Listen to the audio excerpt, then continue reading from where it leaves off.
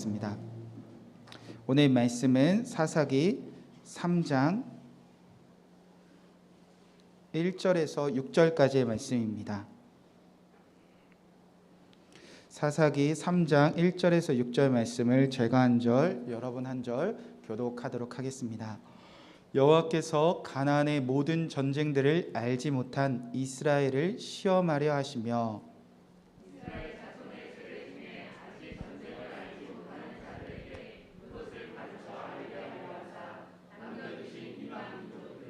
블레셋의 5 군주들과 모든 가나안 족속과 시돈 족속과 바알 헤르몬 산에서부터 하만 입구까지 레바논 산에 거주하는 휘 족속이라.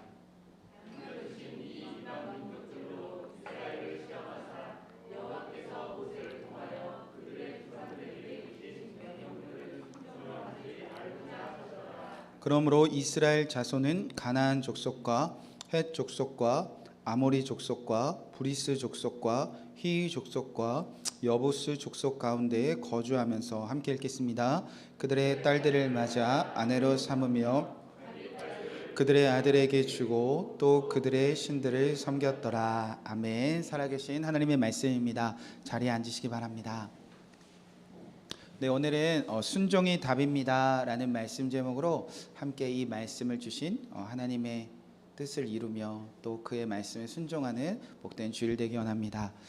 교회에서 예배하는 성도님들, 또 여러 가지 사정으로 가정에서나 직장에서 예배하는 성도님들, 또 오늘 선한목자교회 또 형제교회 강의한 속회분들 함께 하시고 계십니다. 오늘 여러분이 함께하는 그 모든 예배의 자리가 하나님의 말씀하시고 또 여러분을 순종으로 이끄는 주님의 복된 성전과 같은 곳이 되기를 축복의 말씀을 드립니다. 여러분 설 명절 잘 보내셨습니까? 잘 보내셨어요? 네. 저도 설 명절을 잘 보냈는데요. 명절 중에 눈이 왔습니다. 그래서 아이들이 너무 좋아하더라고요. 여러분은 눈이 오면 뭐가 생각나세요? 네, 이제 다 귀찮죠. 눈 오면 나가기도 귀찮고 또 운전하기도 귀찮고 이제 그럴 나이가 다 되셨는데, 저는 눈 오면 꼭 생각나는 한 가지 추억이 있어요. 그래서 제가 눈이 오면 항상 아내에게 버릇처럼 하는 이야기가 있습니다. 5월 5일 어린이날에도 눈이 왔었는데 라는 이야기를 해요. 여러분 5월 5일이면 봄인데 제가 잊을 수 없었던 거는 어린이날에 눈이 너무 많이 와서 눈을 쓸었던 기억이 있습니다. 바로 제가 군 생활했을 때였어요. 20년 전에 군 생활을 했었는데, 제가 군 생활한 곳은 인제 원통에 있는 곳이었습니다. 그리고 제가 있었던 곳은 비무장지대였는데요. 소초가 해발 1200m 위에 있습니다. 거기에 30명 정도가 그래도 빨간 날에는 작업이 없어서 좀 쉬고 있는 군인들에게는 꿈 같은 날인데 갑자기 눈이 온다고 믿을 수가 없었어요. 5월 5일 날 무슨 어린이날인데 눈이 오는가. 밖에 나가 보니까 정말 눈이 내려서 정말 휴일을 즐겁게 보내지 못하고 눈을 쓸었던 그런 기억이 아직도 떠오릅니다. 그래서 눈만 오면 저희 아내들이나 아이들한테 아빠는 여보 나는 어린이날에도 눈 오는 거 봤다 라고 얘기를 해요. 처음에 아내는 정말 진짜, 애들은 에이 뻥 이러다가 제가 이거 지금 20년째 똑같은 얘기를 하니까 이제 그러든지 말든지 말을 하든지 말든지 아내의 표정은, 아이들의 표정은 이제 저를 조금 이상한 눈으로 쳐다보기 시작합니다. 왜냐하면 본 것과 여러분 들은 것은 너무나 다르기 때문입니다. 4년 전에 이곳 위례의 땅에 어마어마한 교회가 하나 설립되었습니다. 바로 여러분이 앉아 계신 더처치 교회입니다. 왜 어마어마하다라고 얘기하냐? 저는 아무것도 없는 곳에, 성도님들도 없는 곳에 정말 재정 한 푼 없었는데 기도하면서 예수님이 하나하나 이끌어 가신 과정들을 제가 한 6개월 정도, 1년 정도 제가 눈으로 다 보았기 때문입니다.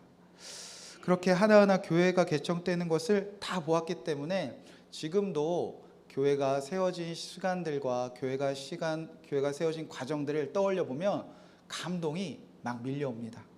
제가 지금부터 제가 눈으로 본 것을 아무리 그림같이 설명을 하고 아무리 오랜 시간을 허락해서 여러분에게 설명을 해도 여러분의 표정은 제가 느꼈던 감동을 그대로 느꼈다는 그 감동을 여러분의 표정에서 저는 결코 발견할 수 없다는 저는 확신을 갖고 있습니다.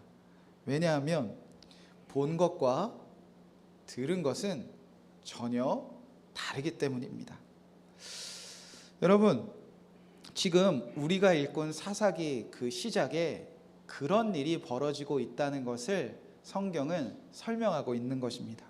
여호수아 세대는 보았지만 그 후에 일어난 다른 세대는 들어서 아는 정도였다는 것입니다. 사람은 눈으로 보는 것만 믿으려고 하지 들은 것은 믿으려고 하지 않는 우리 마음의 연약함이 다 있기 때문입니다. 여호수아 시대 이후에 다른 세대가 등장했던 핵심적인 이유는 바로 여기에 있습니다. 본 것과 들은 것은 절대 다릅니다. 지금 다른 세대가 등장한 것을 여호수아 세대 부모들이 신앙교육 잘못해서 그래, 그 모든 책임을 부모들에게 떠넘기는 것에 성경은 별로 관심 없으니까 여러분 지난주에 자유로워지세요 라고 우리가 말씀을 나눴잖아요. 그렇게 모든 책임을 이전 세대나 이후 다른 세대의 그 잘잘못을 따지고자 지금 성경은 이 본문을 성경에 기록해 놓은 것이 절대 아니라는 겁니다. 본 것과 들은 것의 차이가 얼마나 다른지 보라는 것입니다. 여호수아 세대는 여호와께서 나를 위하여 하신 큰 일을 다 보았다는 것입니다. 출애굽 시대부터 광야 때까지, 그리고 요단강을 건너 가나안 모든 전쟁, 하나님이 나와 우리 가정과 우리 민족을 위해서 하신 일을 내가 보았다는 것입니다.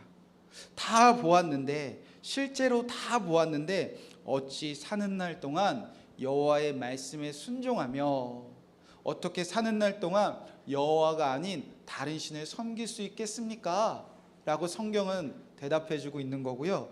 반대로 다른 세대는 여호와께서 나를 위하여 행하신 큰 일을 내가 본 적은 아직 없다는 겁니다. 아무리 부모들이 아침, 저녁, 점심 길에 걸어가든지 때로는 누워 있을 때든지 아무리 강론을 해도 들은 것에는 한계가 있다. 지금 성경은 그 얘기를 하고 싶어 합니다. 본 적이 없으니 점점 하나님의 말씀이 희미해져 가고요. 부모님께서 해주셨던 그 사건과 기적들이 나와는 그닥 관계가 없어지고요. 그러다 보니까 여호와의 말씀은 점점 옛날 이야기로 들려지고요. 그러니 순종함도 어렵고, 그러니 하나님의 말씀대로 사는 것이 재미없어집니다. 하나님만 섬기는 것이 아니라 이 세상 사람들과 똑같이 살아가면서 이 다른 세대들은 지금 가나안화가 되어져 가고 있습니다. 여러분, 만약 누군가는 여호와께서 나를 위하여 행하신 일을 보았기 때문에 하나님의 말씀대로 사라지고 하나님의 말씀대로 순종하며 하나님만 섬기는 것이 되어졌다. 그런데 반대로 누군가는 본 적이 없어서 보지를 못해서 하나님의 말씀대로 살 수 없게 되어진 상태에 빠져 있다. 그렇다면 이제부터 다른 세대를 위하여 일하실 분은 누구십니까? 바로 하나님이시라는 거죠. 이 자리에 사람이나 부모들에게나 누구에게 책임이나 결정권을 하나님이 떠넘기지 않으신다는 겁니다. 이제부터 그래, 너는 보아서 잘하는구나, 너는 보지 못해서 못하고 있구나. 그렇다면 이제부터 하나님이 내가 얼마나 너희를 위해서 큰 일을 행하실지 다른 세대에게도 분명히 보여주기 시작하신다는 겁니다. 그래서 절망적인 사사기 안에서도 소망과 한 줄기의 빛이 발견되는 것은 하나님은 다른 세대를 포기하지 아니하시고, 본 적이 없는데 어떡해요? 라고 말하는 다른 세대에게도 이제부터 내가 너를 위하여 너희 가정을 위하여, 너희 공동체와 너희 성전과 너희 나라와 너희 민족을 위하여 내가 얼마나 큰 일을 행하는지 이제부터 보여주시겠다는 겁니다. 언제까지? 하나님의 말씀에 불순종하는 다른 신을 섬기는 이 다른 세대도 이전에 여호수아 세대처럼 될 때까지 하나님은 끊임없이 반복하시며 보여주시겠다는 것입니다. 사사기의 소망은 여기에 있습니다. 여러분이 아주 오랜 시간 교회를 다니면서 하나님의 말씀을 잘 들었습니다. 지식적으로 너무나 잘 알고 있는데 하나님의 말씀에 순종하는 것은 참 어렵게 느껴집니다. 이 세상에 즐길 것도 많고 좋은 것도 많고 가지고 싶은 것도 많은데 그것을 다 포기하며 하나님만 섬기는 것은 너무 어리석습니다. 그래, 일주일에 하루 교회에서는 그래도 하나님을 섬기는 것, 순종하는 것 되는데 가정에 가면 너무 어렵고 일터에서 하나님의 말씀대로 사는 거 너무 바보 같은 일입니다. 이 세상 속에서 유별나게 나만 하나님만 섬기고 사는 것은 너무 어리석은 일입니다. 가정이나 직장이나 일터로 돌아가며 내가 하나님을 믿는 여호수아 세대인지 하나님을 믿지 않는 다른 세대인지 도무지 구별이 잘 안 갑니다. 세상 사람들과 내가 그리스도인들이 뭐가 다른지 나도 모르고 내 주변 사람들도 전혀 모릅니다. 그렇게 여러분이 혹시 이 다른 세대와 같은 자리에 머물러 있다면, 혹시 여러분의 자녀들과 사랑하는 가족들과 여러분이 기도하는 그 영혼들이 이 다른 세대에 갇혀 있다면 여러분 하나님의 하실 일을 기대하시기 바랍니다. 하나님이 이제부터 끊임없이 보여주실 것입니다. 하나님이 지금도 다른 세대를 포기하지 아니하고 일하실 것입니다. 자, 그럼 지금부터 하나님은 이 다른 세대가 여호수아 세대로 변화될 때까지 어떤 일들을, 어떤 상황들을, 또 어떤 큰 일들을 보여주실까? 오늘 말씀에 이제 이렇게 하나님이 시작하시고자 하는 일들을 오늘 뜻을 가르쳐 주십니다. 자, 1절 2절 말씀을 우리 함께 읽어보겠습니다. 시작. 여호와께서 가나안의 모든 전쟁들을 알지 못한 이스라엘을 시험하려 하시며 이스라엘 자손의 세대 중에 아직 전쟁을 알지 못하는 자들에게 그것을 가르쳐 알게 하려 하사 남겨두신 이방 민족들은, 여러분 여호수아 세대가 하나님이 나를 위하여 크신 일을 행하셨지 라고 간증하는 그 자리가 바로 전쟁이었습니다. 다른 세대는 하나님이 날 위해서 도대체 뭘 해주셨죠? 라고 도무지 알지 못하겠습니다. 그 자리가 무엇이 결핍되었기 때문인가? 바로 전쟁 때문이었다는 겁니다. 여러분, 바로 전쟁을 통해서 하나님은 다른 세대들에게도 내가 너희를 이렇게 사랑해, 내가 너희와 이렇게 함께 할 거야, 나는 너희를 위해서 이렇게 큰 일을 행할 거야. 이 전쟁을 통해서 하나님은 다른 세대를 변화시키겠다는 것입니다. 전쟁하니까요, 여러분 너무나 멀게 느껴지는데 여러분의 일상의 언어들로 바꾸면 싸움 혹은 다툼입니다. 하나님은 이제부터 다른 세대들에게 끊임없이 전쟁을 허락하시겠다는 겁니다. 싸움을 허락하시겠다는 겁니다. 다툼을 허락하시겠다는 겁니다. 왜냐하면 여호수아 세대가 그 무엇보다 우리는 이 가나안에서 벌어진 전쟁을 통해서 하나님을 보았다고 말하기 때문입니다. 이 가나안 사람들과 구별되어 하나님의 말씀대로 살기 위한 그들의 마음속에, 내면 속에 일어나는 싸움과 다툼을 통하여 하나님이 우리를 위해서 행하신 일을 알았기 때문입니다. 그래서 하나님이 다른 세대를 살리고자 뜻을 정하셨습니다. 이들도 전쟁을 경험해야 하게 허락해야겠구나. 이들도 싸움을 허락해야겠구나. 이들도 다툼을 허락해야겠구나. 그래서 이 가나안에서 일어나는 싸움을 알지 못하는, 전쟁을 알지 못하는 이 다른 세대도 전쟁을 경험하면서 전쟁을 보게 하면서 바로 하나님이 나를 위하여 큰 일을 행하시는 거 알게 해야겠구나. 그래서 하나님이 이 다른 세대 주변에는 지금 이방 민족들을 남겨두셨다는 것입니다. 다른 세대들을 위하여 이방 민족들을 남겨놓으셨다는 것입니다. 싸움의 대상, 전쟁의 대상들을 허락해 놓으셨다는 것입니다. 자, 그렇다면 하나님이 이 가나안 전쟁을 통하여 큰 일을 보여주시기 위하여 어떤 다른 민족들을 다른 세대 주변에 남겨놓으셨는가? 자, 3절 말씀에 보면 이렇게 기록되어져 있습니다. 블레셋의 5 군주들과 모든 가나안 족속과 시돈 족속과 바알 헤르몬 산에서부터 하맛 입구까지 레바논 산에 거주하는 히 족속이라. 총 4가지 족속을 남겨두셨다고 해요. 블레셋 족속, 가나안 족속, 시돈 족속, 히 족속. 자, 어떤 의미인지는 성경이 기록해 놓지 않았지만 힌트가 있습니다. 히 족속이 어디 사는지, 그러니까 지리적인 위치에 관심을 가져보라는 거예요. 자, 히 족속은 어디에 살았는가? 자, 헤르몬 산과 레바논 산까지. 자, 간단히 말하면 이 지역은 이스라엘, 이 다른 세대가 살고 있는 이 이스라엘의 북동쪽에 위치한 히 족속, 북동쪽에 살고 있는 사람들이 바로 히 족속입니다. 자, 북동쪽에 히 족속을 남겨두셨습니다. 그럼 나머지 족속들도 지리적인 위치를 살펴보면, 자, 시돈은 북서쪽에 위치한 족속입니다. 그리고 가나안 전쟁에서 패한 가나안 족속들은 주로 이스라엘의 남동쪽에, 그리고 블레셋은 남서쪽에.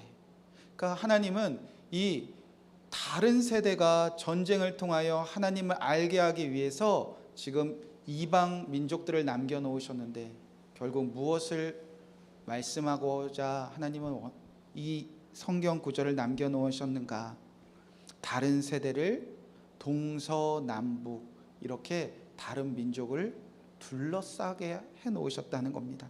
이스라엘이 꼼짝 못하게 다른 민족들을 둘러싸게 하시고 지금부터는 끊임없이 전쟁, 싸움, 다툼을 허락하시겠다는 겁니다. 이 다른 세대는 이제부터 전쟁을 경험하게 될 거고요, 싸움을 경험하게 될 거고요, 다툼을 경험하게 될 거예요. 그러나 소망은 이 전쟁을 통해서 하나님을 알게 될 거라는 거죠. 여러분, 우리는 참 사는 게 전쟁과 같다고 느낄 때가 너무나 많이 있습니다. 한숨을 푹 쉬면서 왜 이렇게 전쟁과 같이 살지? 이런 마음이 우리가 한두 번 들지 않습니다. 직장 생활도 참 전쟁과 같으신 분도 있고요, 사랑하는 누군가의 달콤한 연애도 한순간 전쟁으로 변해버립니다. 행복한 결혼을 꿈꾸며 결혼했는데 부부의 삶이 전쟁과 같을 때가 찾아옵니다. 자녀를 낳아 키우는 거 너무나 예뻤는데, 너무나 사랑스러웠는데 어느 순간 자녀를 키우는 것이 긴 전쟁과 같이 느껴집니다. 재정적인 싸움을 하시는 분도 계시고요, 또 죄와 또 세상의 유혹과 싸우는 분도 계십니다. 내 안에 끊임없이 끓어오르는 탐욕과 욕망을 이기기 위해서 끊임없이 다투고 계신 분도 계십니다.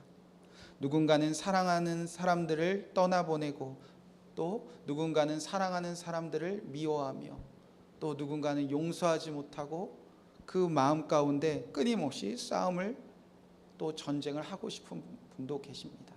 어린 자녀들은 학교에서 또 공부하는 시간들, 세상의 수많은 고민들, 친구들과의 관계, 성적, 취업, 그리고 미래, 꿈.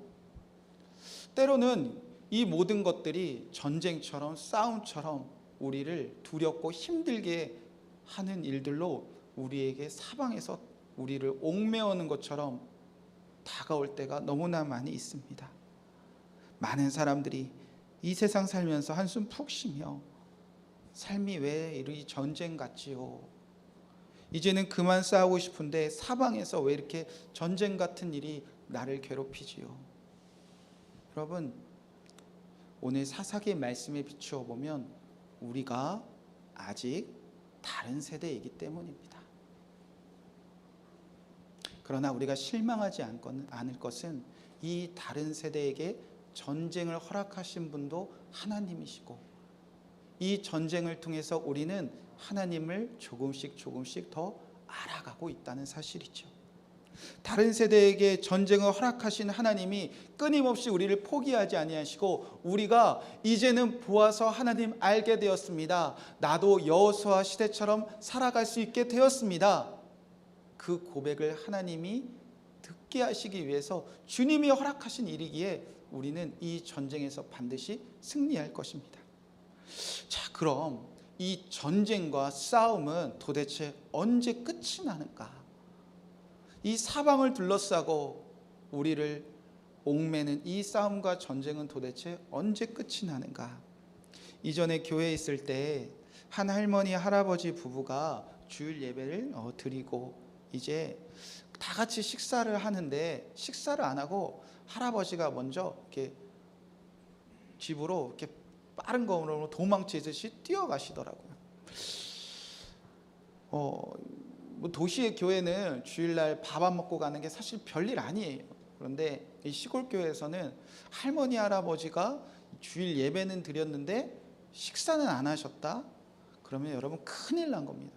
보통 식사를 안 하실 때는 자랑을 하세요. 어떤 자랑을 하냐? 아유, 목사님, 우리 아들, 우리 며느리 왔어요. 다 들으라고. 그래서 기분 좋게 집에 가실 때가 있어요. 이거는 참 좋은 일인데, 말 안 하고 갈 때는 뭔가 삐지신 거예요. 그래서 할아버지가 왜 그냥 가실까 쫓아가 보니까 다행히 저한테 삐진 건 아니고 교회에 삐진 건 아니더라고요. 그래도 마음이 속상해서 왜 가세요? 라고 물어보니까 이 할아버지가 하시는 말씀이, 저놈의 할망구랑 같이 밥 못 먹겠다고. 그러니까 부부싸움을 하신 거예요. 참 절망적이었습니다. 7, 80세가 돼도 싸우며 사는구나.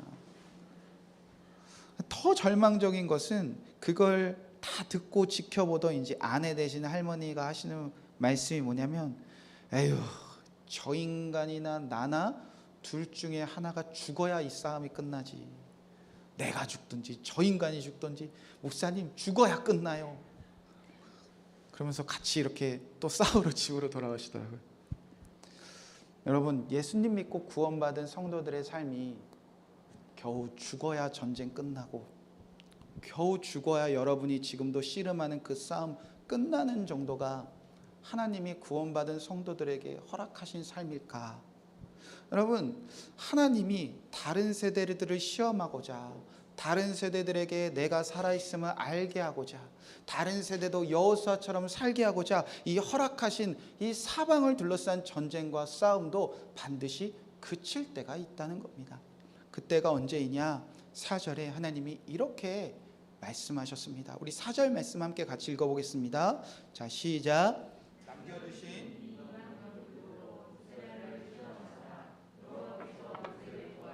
그들이 조상들에게 이르신 명령들을 순종하는지 알고자 하셨다. 사랑하는 성도 여러분, 순종이 답입니다. 하나님이 전쟁과 싸움과 다툼을 허락하신 이유는 하나님이 알고 싶은 게 있으셨대요. 전한수 목사가 순종하는가, 하나님이 알고 싶었다는 겁니다. 오늘 앉아 계신 여러분의 모든 성도님들이 이제 이 싸움을 통해서 내게 순종하는가, 하나님이 그거다 나 알고 싶으셨다는 겁니다. 따라서 여러분이 똑같은 문제로 반복하여 지겹게 지긋지긋하게 싸우고 있다, 또 싸우고 있다, 또 싸우고 있다, 끝날만 하니까 그 문제가 여러분을 또 괴롭힌다. 여러분, 그 싸움은 언제 끝나죠? 여러분이 순종하면 끝나는 겁니다.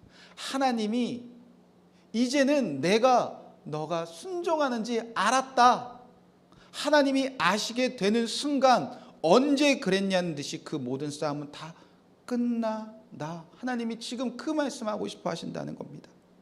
하나님이 알게 되면, 너희가 순종함을 내가 알게 되면 그 싸움은 다 그친다는 겁니다. 여러분, 여호수아 세대가 그때 싸움 끝났잖아요. 여호수아 시대의 사람들 전쟁을 누가 허락하신 겁니까? 그들이 싸우고 싶어서 싸운 겁니까? 하나님이 사방을 둘러싼 적들로 그들과 싸움을 허락하신 분도 하나님이셨습니다. 그런데 그 싸움이 언제 끝났습니까?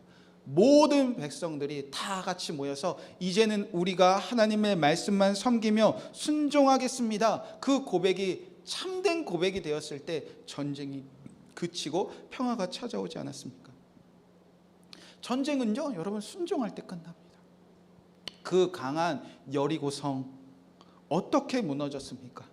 이스라엘 백성들에게는 군사도 없었고요, 무기도 없었고요, 그리고 창과 방패 하나도 없었습니다. 여리고 성을 무너뜨릴 수 있는 방법은 한 가지도 없었습니다. 이 전쟁에 승리할 방법은 그들에게 전혀 없었다는 겁니다. 그러나 단 한 가지, 이 전쟁을 하라, 이 전쟁을 허락하신 분이 하나님이시니까 그 하나님의 말씀에 순종하는 것, 그거 하나밖에 살 길이 없었다는 겁니다. 그래서 그들이 생명을 걸고 순종해 봅니다. 참 어리석은 바보 같은 순종이었습니다. 하나님이 가르쳐 주신 방법이 무엇입니까? 하루하루 싸우지 말고 아무 말도 하지 말고 그 여리고성을 6일 동안 돌기만 해라. 하루하루 돌기만 해라. 언약궤를 따라 돌기만 해라. 그리고 7일째가 되는 날 7바퀴를 돌고 마지막 나팔 불 때 그때 크게 소리만 질러라. 여러분, 얼마나 답답했겠습니까? 얼마나 하고 싶은 말이 많았겠습니까? 아무 말 없이 침묵만 하며 돌면서 그들이 이 전쟁 중에 우리가 뭐 하는 짓이지? 이런다고 싸움이 끝날까? 이런다고 승리할까? 얼마나 하고 싶은 일이 많았겠습니까? 그런데 하나님이 침묵하며 돌기만 해라. 그 말씀에 순종만 하는 길이 그들이 했었던 방법 중에 하나야. 마지막 한 가지였다는 겁니다. 그리고 7일째 되는 날 나팔 소리가 들리자 하나님이 말씀하신 그 순간 그들이 큰 소리를 외칩니다. 그러자 그 강한 여리고성이 힘없이 와르르 무너져 내리지 않았습니까? 이스라엘 백성들은 전쟁 중에 분명히 보았습니다. 순종할 때 하나님이 나를 위해 일하시는구나. 반대로 아이성 전투는 왜 패했습니까? 불순종했기 때문 아닙니까? 하나님이 모든 것을 다 진멸하라 하셨는데 가나안 사람들 것 탐내지 말라고 했는데 아간한 사람이 범죄를 했습니다. 불순종했습니다. 그때는 그들이 전쟁에 이긴 후에 사기는 하늘을 찌를 때였습니다. 여리고 성도 이겼는데 아이성 무찌르는 게 뭐 문제가 되겠습니까? 그래서 하나님이 말씀하시지도 않았는데 그들이 전쟁터에 뛰어가 싸우다가 그날 처참하게 패배합니다. 그리고 나서 이 아간의 불순종한 일을 다 밝혀내고 그 불순종을 회개하는 그들이 예배를 드립니다. 이스라엘 백성들은 전쟁 중에 분명히 보았습니다. 불순종하면 하나님이 나를 위해 일하지 못하시는구나. 불순종하면 하나님은 나를 위해 큰 일을 행하지 아니하시는구나. 여러분, 이것이야말로 하나님이 그들에게 행하신 놀라운 축복이었습니다. 그들이 다시 회개한 후에 하나님의 말씀에 순종하며 아이성과 싸웁니다. 그때 그들은 다시 보았습니다. 불순종하면 하나님이 일하지 아니하시고 순종할 때만 하나님이 일하시는구나. 그때부터 이스라엘 백성들은 순종만 합니다. 기브온 주민들을 구하기 위하여 그 가나안 남부 모든 왕들 연합군과 싸웁니다. 하나님이 기브온 주민들을 구하러 가라 말씀에 순종하여 전쟁에 나아가니 하나님이 그날 해와 달도 멈추시는 큰 일을 보여주셨습니다. 분명히 보았습니다. 말씀에 순종할 때 하나님이 나를 위해 일하시는구나. 북부 이스라엘 모든 전쟁과도 똑같았습니다. 그들은 말과 병거들이 가득했고 그들의 숫자는 바닷가의 모래알처럼 가득했습니다. 하나님이 한 가지만 명령하셨습니다. 말의 힘줄을 끊어라. 병거를 가질 생각하지 말고 가나안 사람들의 병거 부러워하지 말고 병거들은 다 태워라. 하나님의 말씀에 순종만 하니까 하나님이 승리하게 하셨습니다. 그렇게 이스라엘 백성들은 가나안 땅 모든 전쟁에 순종만 했을 때 하나님이 우리를 위하여 얼마나 크신 일을 행하신 일을 다 보고 나서 결단합니다. 이제부터는 나와 내 집은 하나님만 섬기겠습니다. 선택했다는 겁니다. 그날에 전쟁은 그치게 되었습니다. 사사기 시대도 똑같은 지금 흐름이 흘러가는 겁니다. 여호수아 세대에게만 보여주신다가 아니라 사사시대의 사람들이 못 봤다, 그러면 내가 보여줄게, 이제부터 순종만 해보자는 겁니다. 그런데 이 사사기 시대에 등장한 이 다른 세대들은 지금부터 무엇에 목매달리기 시작하는가? 5절 6절 말씀에 이렇게 기록되어져 있습니다. 그러므로 이스라엘 자손은 가나안 족속과 헷 족속과 아모리 족속과 브리스 족속과 히위 족속과 여부스 족속 가운데 거주하면서 그들의 딸들을 맞아 아내로 삼으며 자기 딸들을 그의 아들들에게 주고 또 그들의 신들을 섬겼더라. 여러분, 순종하면 하나님이 일하신다 모르는 사람이 있습니까? 순종이 답이라는 거 우리가 몰라서 오늘도 또 이 말씀을 듣습니까? 그런데 하나님은 순종하기를 원하시는데 지금 다른 세대는 여전히 순종이 아니라 뭐하고 있느냐? 5절 말씀에 기록되기를 그들 가운데 거주하기 시작했다는 겁니다. 다른 세대들은 이 전쟁에서 하나님께 순종하는 길을 택하는 것이 아니라 이 가나안 사람들, 세상 사람들 가운데 거주하기를 선택했다는 겁니다. 여기서 거주하다는 뜻은 히브리어로 야샤브라는 단어를 쓰는데 어떤 뜻이냐? 앉아있다, 안정되다, 계속 살다, 뭐 이런 뜻을 갖고 있습니다. 그러니까 하나님이 백성들이, 이 다른 세대들은 이제 하나님이 둘러싸게 하신 그 모든 이방 민족들과 전쟁을 할 때 이제 선택을 했다는 거예요. 우리는 순종이 아니라 이 이스라엘 백성들은 이 가나안 사람들 가운데 그들과 똑같이 살기를 지금 선택했다는 겁니다. 그들 가운데 편하게 앉아있기를 선택했고요, 그 세상 사람들 가운데서 계속 안정되어 살기를 선택했고요, 계속 하나님의 말씀에 순종하는 것보다 세상 사람들과 똑같이 계속된 삶을 살기를 그들이 선택했다는 겁니다. 하나님의 백성들이 이 전쟁의 싸움의 대상들과 똑같이 살기를 선택했다는 거예요. 순종은 다 버리고 나를 편하게 앉아있게 하고 나에게 안정된 삶을 주며 나를 이 땅에서 계속 잘 살 수 있는 방법은 순종에 있는 것이 아니라 세상 사람들과 똑같이 사는 게 가장 좋은 방법이야 스스로 다 확신하고 있었다는 겁니다. 오히려 전쟁과 싸움으로 이겨내야 할 사람들 안에서 그들과 똑같이 사는 것이 가장 안정되고 가장 편하게 가장 행복하게 사는 길이라 그들은 확신에 지금 빠져 있다는 겁니다. 그래서 그들과 똑같이 살기 위하여, 그들과 똑같이 안정되게 살기 위하여 그들은 무엇을 선택하는가? 그들의 신들을 섬기기 시작했다는 겁니다. 가나안 사람들과 똑같이 사는 방법은 단 한 가지요. 이제 섬김의 대상이 바뀌었다는 거예요. 섬기다, 예배의 대상, 순종의 대상을 바뀌어버렸다는 겁니다. 그래서 가나안 딸들과 결혼을 하기 시작합니다. 결혼 자체의 문제를 삼는 것이 아니라 가나안 사람들과 결혼한 이유가 무엇인가? 이제는 하나님의 아니라 가나안 신들을 섬기기로 그들이 선택했다는 겁니다. 가나안 신들을 섬기면 이제 가나안 사람들과 똑같이 편하게 앉아서 안정되고 잘 사는 삶을 보장받을 거라 그들은 확신했다는 겁니다. 결국 다른 세대는 순종하는 삶이, 하나님만 섬기는 삶이 아니라 이것이 전쟁이 끝나는 유일한 길이라고 믿는 것이 아니라 전쟁이 끊이지 않은 이 땅에서 내가 가장 편히 사는 방법, 싸움이 끊이지 않는 우리 가정이 가장 안정되게 사는 방법, 전쟁이 끊이지 않는 이 땅에서 우리가 가장 형통하게 행복하게 사는 방법, 하나님의 말씀에 없다. 하나님 섬기는 것에 없다.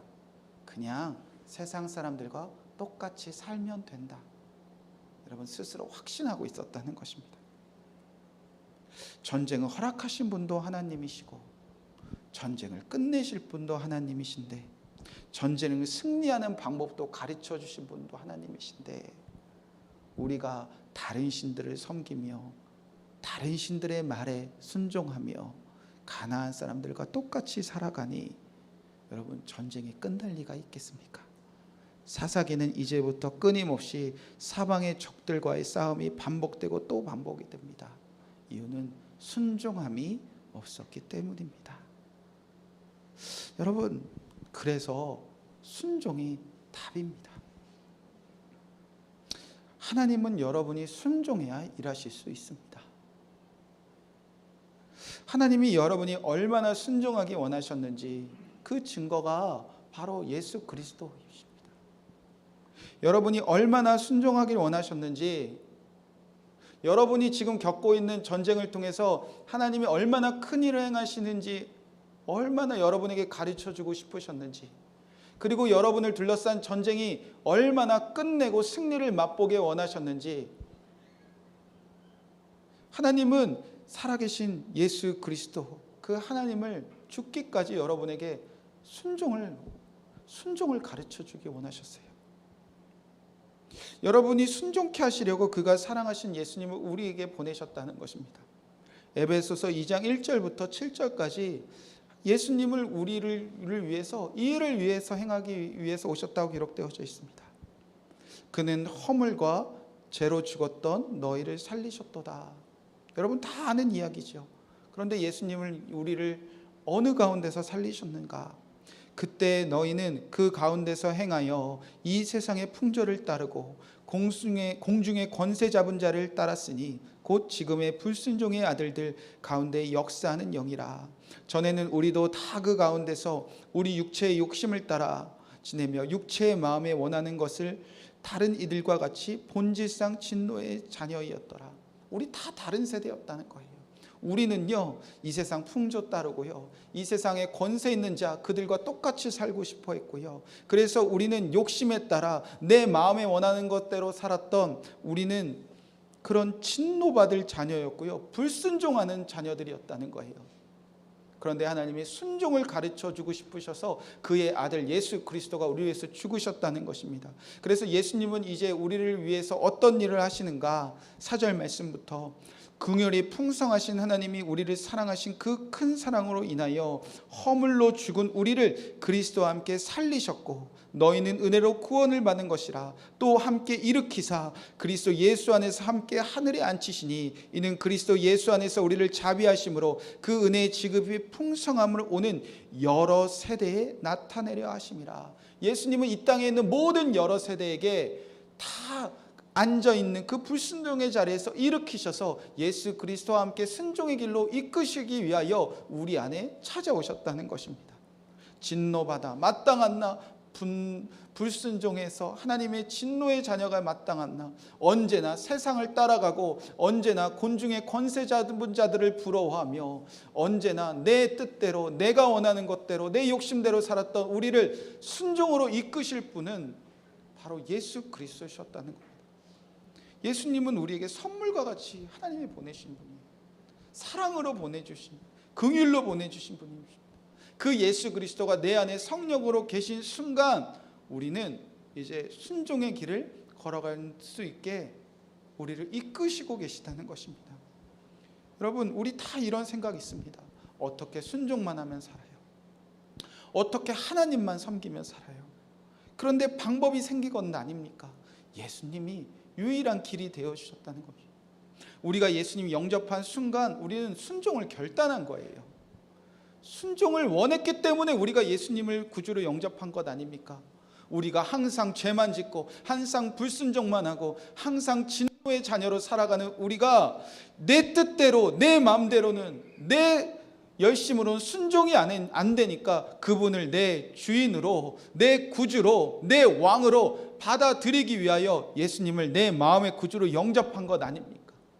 그리고 예수님도 우리가 예수님을 구주로 영접하기를 결단한 그 순간 내 안에 주인으로 찾아오신 것 아닙니까? 이제 우리에게 순종의 길이 열렸습니다. 내 안에서, 여러분 안에서 여러분을 포기하지 아니하시고 모든 다른 세대들에게 사랑과 긍휼을 가르쳐 주시기 위해서 예수님이 우리 안에 계시다면 그 예수님을 정말 잘 믿는 자들은 여러분 순종이 되어지는 것입니다. 왜 순종이 안 됩니까? 예수님을 온전히 우리가 믿지 못하고 있기 때문입니다. 여러분 그만 싸우고 싶으시잖아요.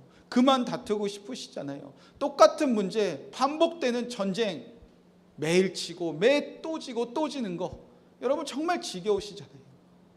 여러분 왜 매주 평생의 교회에 모여서 가정에서 직장에서 시간만 나면 성경은 매일 읽고 성경은 매일 연구하고 성경 말씀으로 매일 기도하면서 여러분 순종이 안 된다고 왜 그렇게 좌절만 하십니까? 순종으로 이끄실 예수님이 지금 여러분 안에 계신데 여러분 어린 자녀들이 싸워요. 매일 전쟁과 같이 살아요. 그러면 부모들은 뭐합니까? 끼어들잖아요. 끼어들어서 자녀들의 싸움을 다 말리잖아요. 그만 좀 싸우라고 얘기하잖아요. 부모도 자녀들의 싸움을 말리기 위하여 그 전쟁터에 뛰어들어서 말하고 또 말하는데 여러분을 가장 사랑하신다는 예수님이 여러분이 전쟁과 싸움 가운데 왜 뛰어들어서 왜 말하지 아니하시겠습니까? 여러분이 싸우고 이 전쟁을 끝내고 싶은데 왜 주님은 여러분 순종을 가르쳐 주시지 않겠습니까? 여러분 이제는 정말 이기고 싶다면 싸우고 싶다면 한 번만 순종해 보기를 주님의 이름으로 정말 간절히 권면해 드립니다. 나눈할 수 없지만 그 예수님을 한번 신뢰해 보시기 바랍니다. 예수님의 말씀에 한번 귀 기울여 보시기 바랍니다. 부부간의 문제로 싸울 때 싸움은 예수님께 순종할 때 끝이 나는 겁니다. 저 사람이 바뀌는 게 아니라 내가 바뀌는 것에 싸움의 끝이 있는 것이 아니라 상황이 바뀔 때 싸움이 끝나는 것이 아니라 누구든지 그 자리에서 순종하면 반드시 싸움 끝납니다. 음란한 죄, 반복되는 문제, 내 마음의 수많은 문제들로 내 마음에 수많은 다툼이 일어날 때 상황과 환경이 바뀌어서 끝나는 것이 아니라 순종하면 전쟁은 반드시 끝나는 것입니다. 이번 한 주간 여러분 안에 계신 예수님을 정말 신뢰해 보시기 바랍니다. 내 안에 계신 그 왕 되신 예수님께 지금 어떻게 해야 합니까? 이 전쟁 어떻게 끝낼 수 있습니까? 한번 정말 물어보시고 주님이 말할 때까지 기도하는 자리 여러분 거해 보시기 바랍니다. 그리고 하나님이 말씀하신다면 주님의 음성이 들린다면 생명을 걸고 한번 순종해 보시기 바랍니다. 그날 전쟁이 반드시 끝이 날 것입니다. 그날 하나님이 나를 위하여 얼마나 큰 일을 행하기 위해서 기다리시고 또 기다리셨는지 반드시 보게 될 것입니다. 사랑하는 성도 여러분, 순종이 답입니다. 하나님이 알게 될 때까지 순종으로 모든 전쟁 가운데 하나님이 나를 위하여 행하신 일을 다 보고 이제는 다른 세대가 아니라 여호수아의 세대의 길을 걸어가는 저와 여러분 되시길 주님의 이름으로 축복의 말씀을 드립니다. 이 말씀 붙잡고 우리 주님만이 왕이십니다. 다시 한번 찬양하고 주님께 봉헌하고 제가 축도함으로 주일 예배를